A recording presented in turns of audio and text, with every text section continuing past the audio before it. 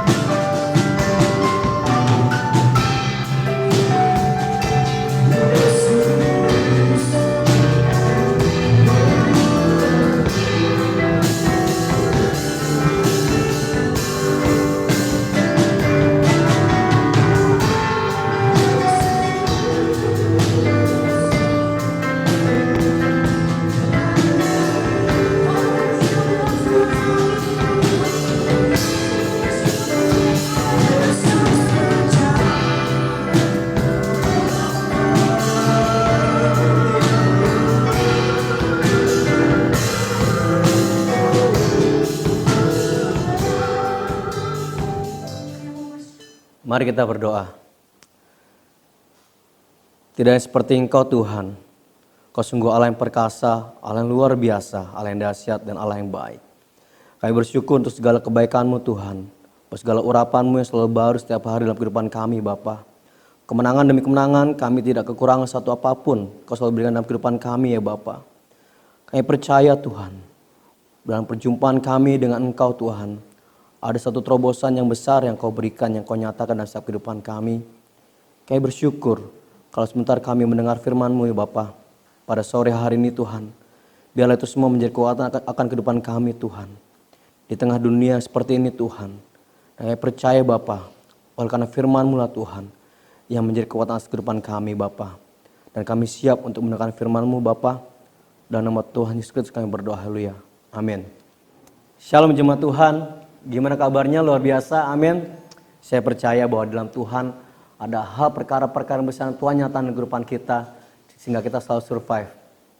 Dan kita sadari bahwa hidup memang selalu diperhadapkan dengan satu pilihan. Yaitu bahkan mulai dari kita bangun tidur, kita bangun pagi, mau terus tidur atau bangun, berangkat kerja atau tidak berangkat kerja, kita diperhadapkan satu pilihan. Ketika bangun tidur, kita mau berdoa atau tidak berdoa, itu ada pilihan dalam kehidupan kita. Ketika mau makan, itu pun pilihan kita. Dan setiap pilihan mengandung satu konsekuensi dalam kehidupan kita. Ada pilihan yang konsekuensinya berdampak kecil, dan ada yang berdampak besar, bahkan berdampak pada satu kekalahan dalam kehidupan kita. Kita buka saja langsung di Kisah Para Rasul 1, ayat 4 sampai 5. Kisah Para Rasul 1 ayat 4 sampai 5. Pada suatu hari ketika ia makan bersama-sama dengan mereka, ia melarang mereka meninggalkan Yerusalem dan menyuruh mereka tinggal di situ menantikan janji Bapa.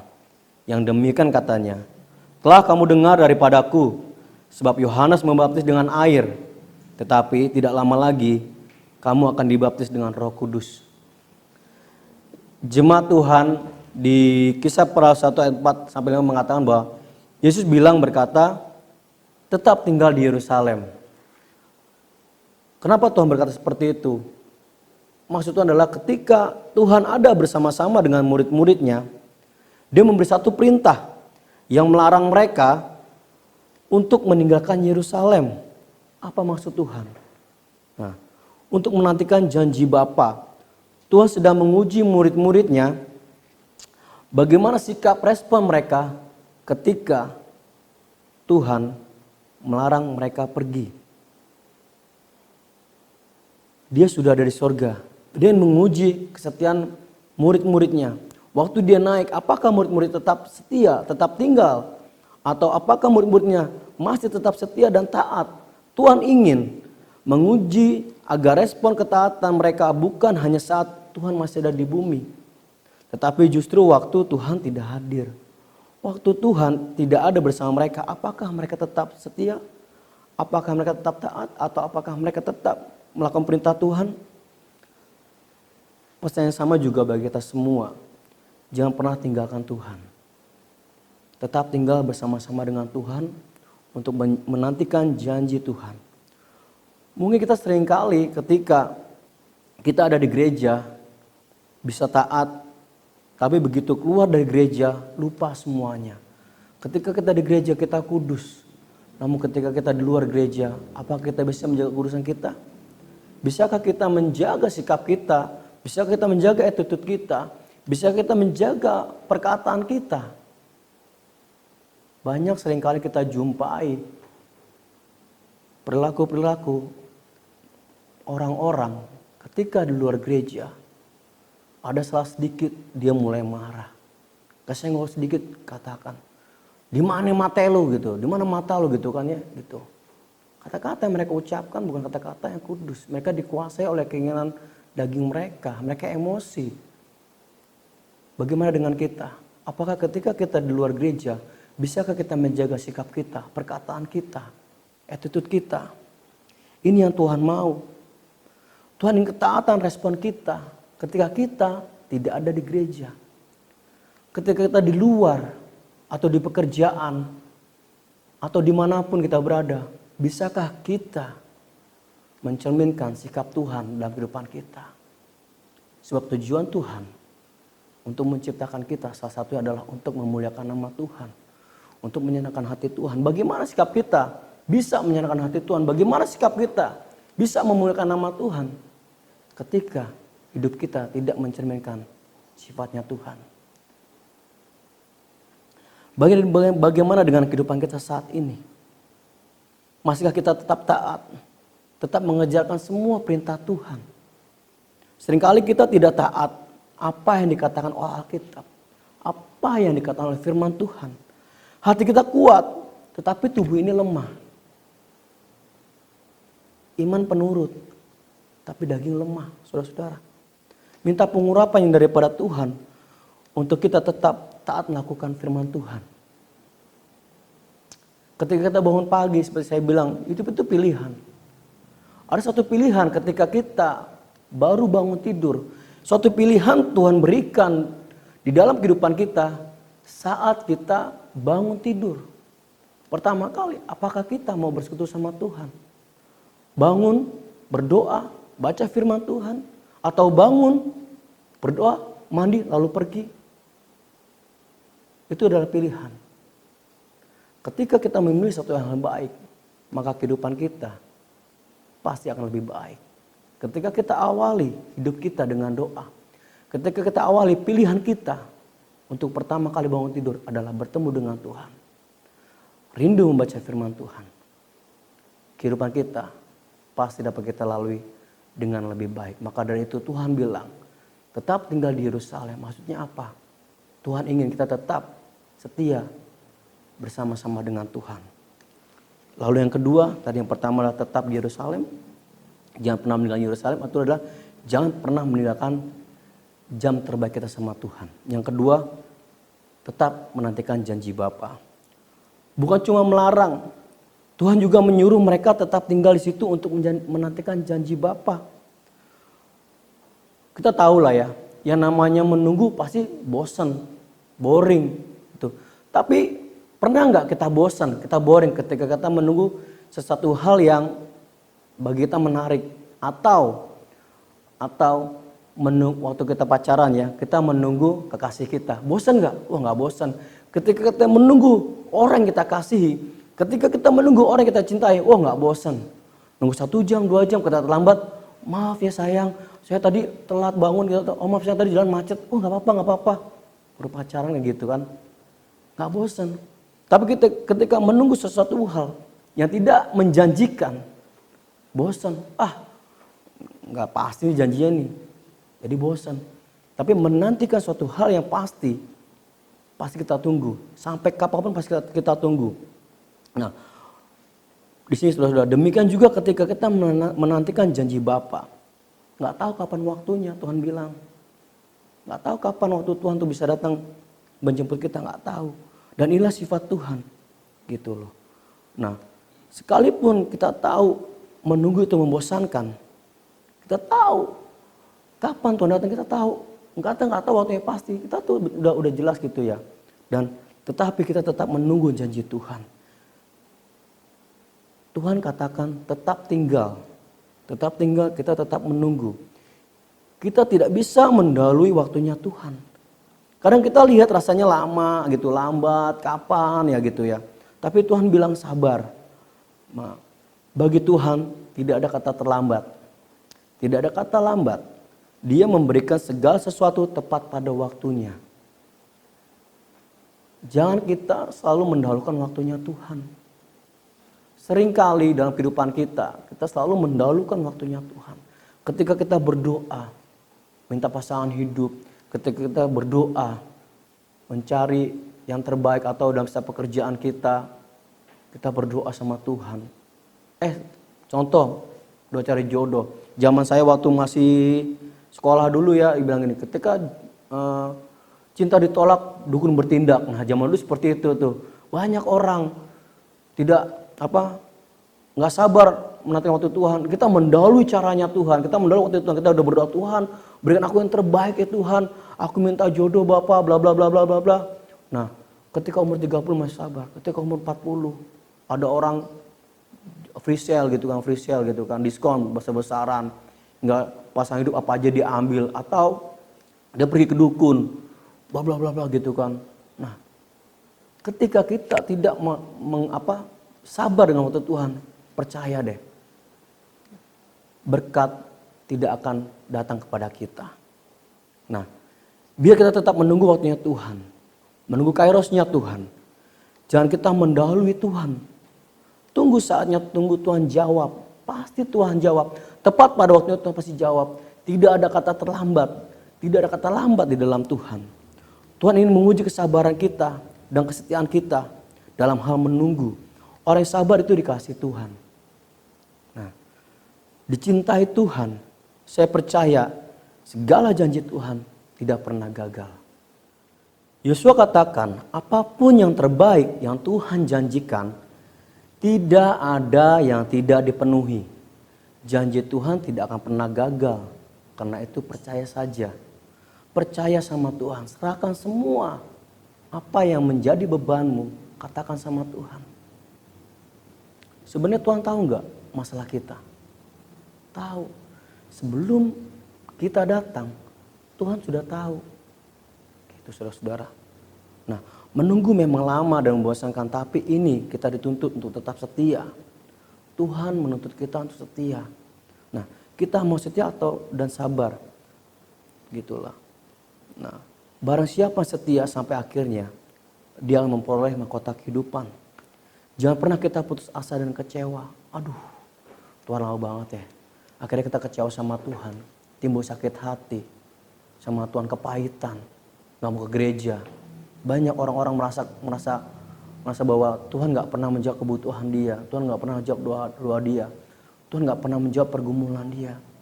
Sebenarnya Tuhan mau adalah yang Tuhan mau adalah kita sabar. Menunggu jawaban Tuhan. Sebab kerja Tuhan itu ada caranya, ada step by stepnya yang dia mau. bukan instan. Kebanyakan manusia maunya instan gitu. Nah, sehingga timbul kekecewaan ketika tidak dapat jawaban. Dia melihat, membandingkan dengan orang-orang di luar sana yang kita katakan dia nggak percaya Tuhan, tapi dia kenapa setiap doa-doanya, setiap keningan dia dijawab gitu. Seperti itu. Nah, kesetiaan Tuhan itu tidak bisa disamakan dengan kesetiaan manusia. Rasul Paulus katakan, kita seringkali lemah dalam hal ingin setia. Tapi sebagai manusia tidak ada yang baik. Kalau ingin berbuat sesuatu yang baik, malah yang jahat itu datang, gitu kan. Tapi baiklah kita tetap setia, pegang yang Tuhan perintahkan.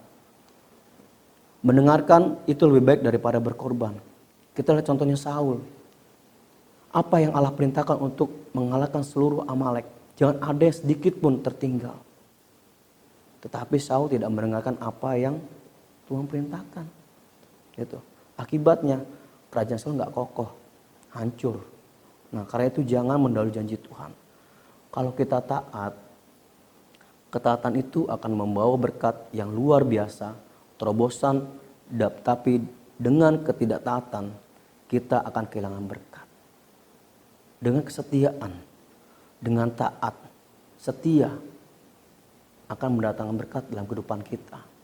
Terobosan-terobosan yang luar biasa akan Tuhan berikan. Hikmat, kebijaksanaan Tuhan tambahkan. Nah, Naaman juga tahu harus menceburkan tubuhnya untuk mendapatkan sembuhan. Tapi pada saat itu apakah Naaman taat waktu Tuhan perintah, waktu Nabi itu Tuhan perintahkan, Nabi perintahkan kepada Naaman untuk menceburkan? Enggak kan? Pertama Naaman marah-marah kan. Tetapi dengan pengawalnya bilang, memberitahu kepada Naaman, akhirnya Naaman melakukannya. Dan ketika Naaman taat, itu membawa berkat yang luar biasa bagi kehidupan Naaman. Dia disembuhkan karena dia taat akan perintah Tuhan melalui hambanya. Coba waktu itu Naaman gak taat, apakah dia sembuh? Enggak. Kadang-kadang hal sepele yang Tuhan berikan jawaban, gitu. Hal yang gak masuk akal Tuhan beri jawaban untuk kita lakukan. Seperti Naaman, dia bilang di sungai sana lebih bagus kok daripada sungai di sini. Kenapa saya di sini? Kenapa nggak nyuruh aja saya di sana, nyeburin di sana? Kenapa saya datang jauh-jauh karena didoain atau diapain gitu ya? Mas suruh nyebur doang kayak gitu. Tapi ketika Naaman mendengarkan nasihat dari hambanya, ya udahlah, kan cuma suruh nyebur gitu doang, nggak susah-susah kan, nggak suruh ngapa-ngapain kan, nyebur doang gitu. Akhirnya Naaman bilang, oh ya udah deh, dia nyebur, akhirnya dia sembuh. Kadang-kadang di luar nalar kita ketika Tuhan jawab doa kita. Seperti Elia dikasih makan oleh burung gagak, nah gitu kan. Kadang kita nggak tahu kehidupan kita. Kadang kita diberikan berkat oleh orang yang mungkin yang kita bilang contoh ya, yang paling kita sebelin gitu, paling nggak suka. Tapi kita dikasih berkat sama orang tersebut. Kadang Tuhan memberikan suatu pertolongan itu dengan hal yang tidak kita kira, nggak kita duga. Karena apa? Tuhan cuma mau kita setia dan taat. Karena kesetiaan dan ketaatan membawa berkat yang luar biasa dalam kehidupan kita. Maka dalam hal ini firman yang akan bawa temanya adalah tetap tinggal di hadirat Tuhan. Yang pertama adalah jangan tinggalkan Yerusalem. Yang kedua, tetap menantikan janji Bapa. Yang ketiga, tetap dalam kesatuan. Di Kisah Rasul 1 ayat 4 tadi mengatakan dan menyuruh mereka tetap tinggal di situ. Nah, yang ketiga, Tuhan menyuruh mereka dan bukan menyuruh satu orang. Tuhan menyuruh semua murid-muridnya untuk tetap tinggal. Gitu kan? Tetap memiliki kesatuan, unity di dalam Tuhan.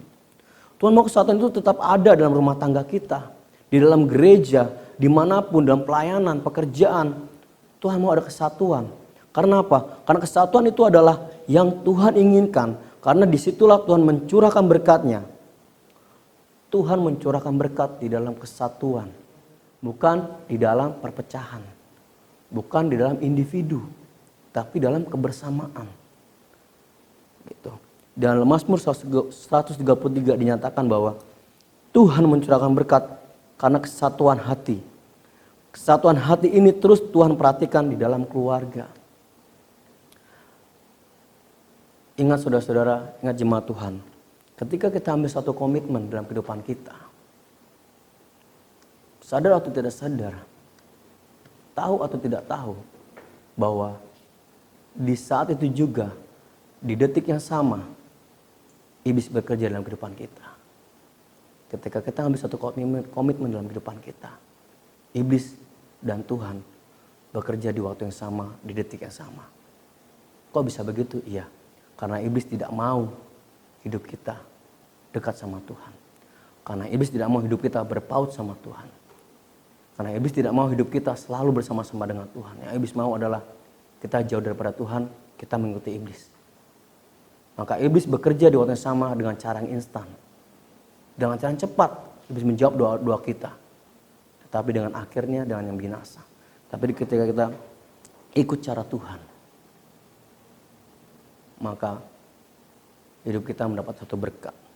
Nah, iblis timbulkan perpecahan dalam satu gereja, rumah tangga, pekerjaan.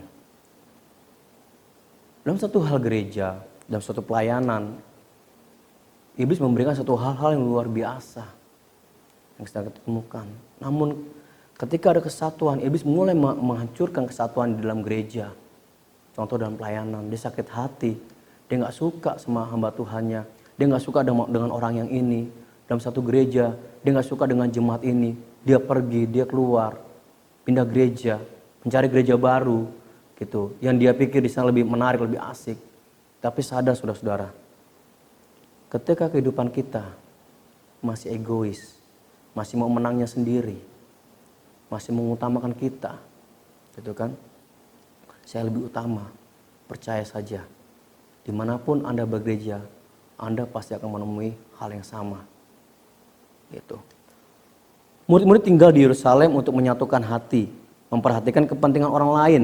Kita jangan hanya mementingkan diri sendiri, tapi juga orang lain. Kita harus punya satu kasih, satu tujuan, supaya sungguh-sungguh nama Tuhan Yesus dipermuliakan. Seperti saya katakan, ketika kita masih egois, masih mau menang sendiri, masih mementingkan diri sendiri, maka percayalah, kehidupan kita selalu diperhadapkan pada namanya pilihan, yaitu perpecahan, perselisihan. Karena yang iblis mau ada seperti itu. Ketika kehidupan kita bersama-sama dengan Tuhan, Tuhan mau apa? Kesatuan. Gitu. Bahwa ketika kita suatu masalah kita pergi, kita nggak pernah menghadapinya, kita nggak pernah menyelesaikannya.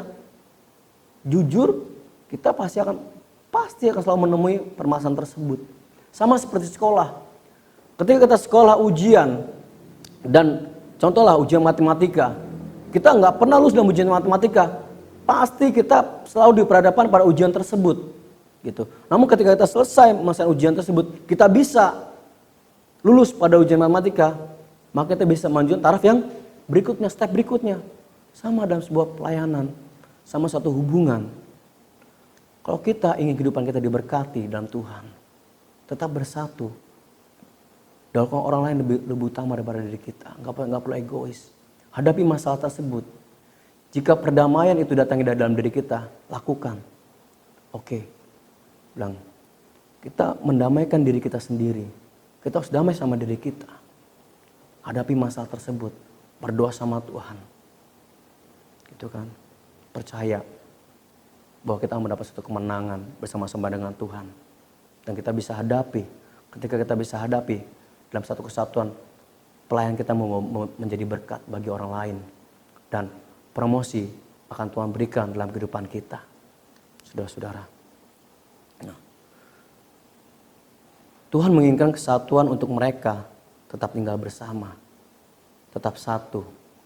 Tuhan inginkan saudara dan saya, semua anak-anak Tuhan, umat pilihan Tuhan, untuk tetap bersatu. Agar keluarga kita tetap bersatu, dalam pelayanan tetap bersatu, dalam pekerjaan tetap bersatu. Kesatuan itu berarti besar. Kalau sudah tidak ada kesatuan, maka iblis akan memporak-porandakan semuanya. Iblis punya maksud dalam semuanya itu. Dia mau menghancurkan keluarga kita. Dia mau menghancurkan pelayanan kita.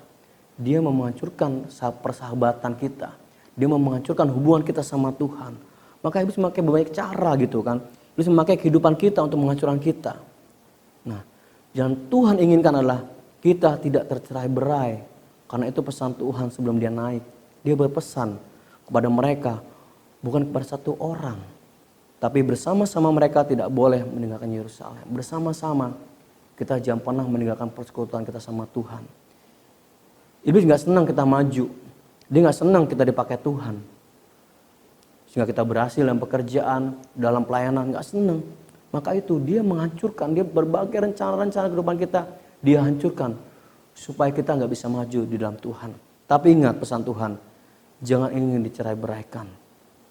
Tetap tinggal di dalam Tuhan, bersatu dalam Tuhan.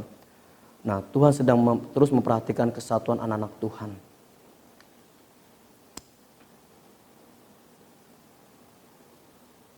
Yang keempat, kuasa doa. Selain itu juga kita suka berdoa. Tuhan seringkali izinkan masalah datang. Bukan karena Tuhan tidak mengasihi kita. Tapi mengapa kita diberikan masalah? Supaya kita dekat dengan Tuhan. Tuhan ingin ditemui tiap hari. Tapi kita sering sibuk, lupa gitu kan. Tuhan mau terus berkata-kata dan berbicara kepada kita. Nah, tapi kalau Roh Kudus yang memenuhi kehidupan kita, maka kita selalu harus dekat dengan Tuhan. Dalam doa dengan Tuhan, intim dengan Tuhan. Karena itu peranan Roh Kudus itu sangat penting bagi kita. Nah, Tuhan mau kita tetap tinggal. Tuhan mau kita terus berkata-kata sama Tuhan. Tuhan mau selalu kita datang sama Tuhan. Tuhan mau selalu diajak gitu ya. Tuhan selalu mau berhubungan sama kita. Teman, seringkali kita lupa sama Tuhan. Ketika kita senang, kita lupakan Tuhan. Ketika dalam kesibukan atau dalam kesusahan, kita baru datang sama Tuhan. Tuhan tolong saya. Tuhan bilang, bro, lu gak usah ngomong juga pasti gue tolong gitu kan. Kenapa waktu senang lu gak ngajak gue, ketika susah lu ajak gue. Tapi Tuhan apa? Tetap tolong kok, tetap bantu kok gitu. Gak pernah ada sedetik pun tinggalkan kehidupan kita. Kuasa doa. Ketika kita mau suatu perubahan dalam kehidupan kita. Ketika kita ingin perubahan terjadi dalam kehidupan kita. Yang pertama kita lakukan, intim dengan Tuhan. Jangan tinggalkan Yerusalemnya Tuhan. Intim dengan Tuhan. Percaya sama saya. Percaya dengan firman Tuhan yang firman Tuhan katakan. Ketika kita intim sama Tuhan, hal-hal yang baru dibukakan sama Tuhan. Hikmat baru Tuhan berikan, kebijaksanaan Tuhan berikan. Pilihan-pilihan hidup yang diperhadapkan sama kita, Tuhan pasti jawab. Kenapa? Ketika kita intim sama Tuhan, kita tahu janji Tuhan. Kita tahu rencana Tuhan dalam kehidupan kita. Sehingga Tuhan bawa kehidupan kita dari kemuliaan sampai kemuliaan. Tuhan berikan. Saudara-saudara. Nah, ketika kita ada bersama-sama Tuhan, kita intim sama Tuhan. Kita tahu firman-Nya Tuhan. Kehidupan kita dibawa pada kemuliaannya Tuhan. Nah, penutupnya adalah bersama Tuhan kita dapat lakukan perkara yang besar. Tanpa Roh Kudus yang memenuhi kehidupan kita, tidak mungkin kita melakukan sesuatu yang baik. Di mana kita boleh melakukan segala kehendak Tuhan, berjalan dalam rencana Tuhan. Kita perlu Roh Kudus memimpin kehidupan kita. Kita sering ingin berbuat baik, tapi tubuh kita ini yang lemah, daging kita ini lemah. Tubuh kita lemah. Nah, minta Roh Kudus memenuhi kita, berjalan dalam roh, bukan dalam daging. Kuasa daging kita matikan, supaya kita memperoleh kemenangan demi kemenangan. Pegang tanganku Roh Kudus setiap hari. Minta Tuhan pegang tangan kita.